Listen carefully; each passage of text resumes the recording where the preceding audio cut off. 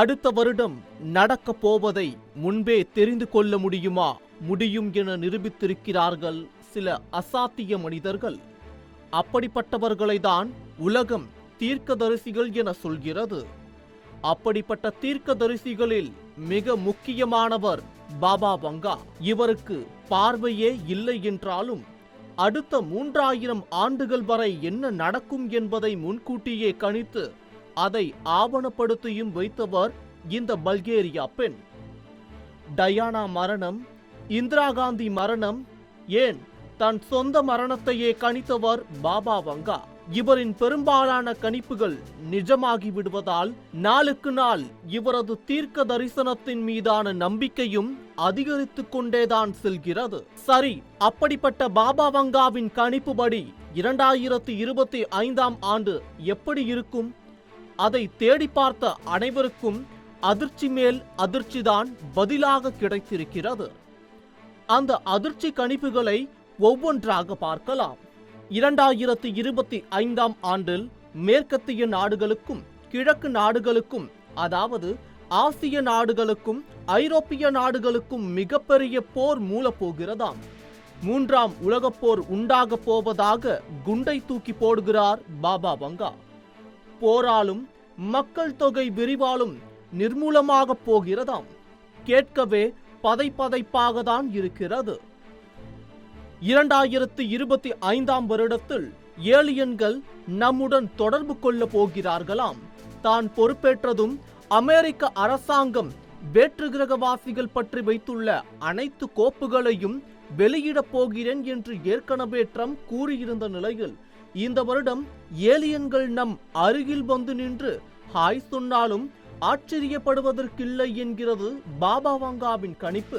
இதைவிட பெரிய ஆபத்து 2025இல் மனிதர்கள் டெலிபதி வழியாக பேசிக்கொள்ள போகிறார்களாம்.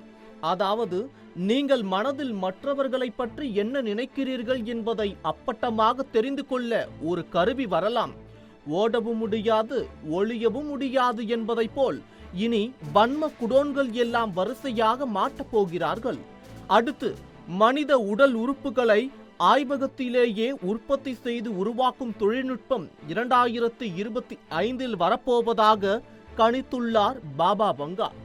மனிதர்களின் ஆயுட்காலம் அதிகரிப்பது மட்டுமல்ல, மனிதனுக்கு சாவே இல்லாமல் வாழ்வது கூட இந்த தொழில்நுட்பம் மூலம் சாத்தியம்.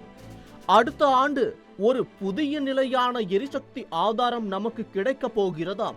அதாவது சூரிய ஒளி மின்சாரம் போல, காற்றாலை மின்சாரம் போல புதிதாக ஒரு சக்தி. அதன் மூலம் மின்சாரம் எடுக்க முடியும். அப்படி ஒன்று வந்தால் மின்சார கட்டணமே இலவசமாகலாமாம். இது ஒரு வித்தியாசமான கணிப்பு. உலக புகழ்பெற்ற பிரிட்டிஷ் காற்பந்தய வீரரான லூயிஸ் ஹாமில்டன் 8வது முறையாக உலக சாம்பியன் பட்டத்தை வெல்லப் போகிறார் என கணித்துள்ளார் பாபா வங்கா.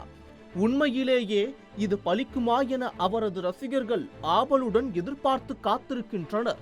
2025இல் பல இயற்கை பேரழிவுகள் ஏற்பட வாய்ப்புள்ளதாகவும், அதிக அளவிலான நிலநடுக்கங்கள், சூறாவளிகள், சுனாமிகளுக்கு பஞ்சம் இருக்காது என்றும் பாபா வங்கா தெரிவித்துள்ளது மக்களை பீதியடைய செய்துள்ளது. மேலும் உலக வல்லரசு நாடுகளுக்கு இடையே பதற்றம் நிலவ வாய்ப்புண்டு என்கிறார் பாபா வங்கா. உலகம் முழுமையும் ஒரே அரசாங்கத்தின் கீழ் செயல்படும் நிலைமை ஏற்படலாம். வழக்கம் போலவே ரஷ்யா, அமெரிக்கா போன்ற நாடுகள் கையில் செல்லாமல் புதிதாக ஒரு சர்வதேச நிர்வாக நிறுவப்படலாம் என்கிறது அவரின் கணிப்பு. அத்துடன் 2025இல் புதிய வடிவிலான பணம் வர வாய்ப்புண்டாம்.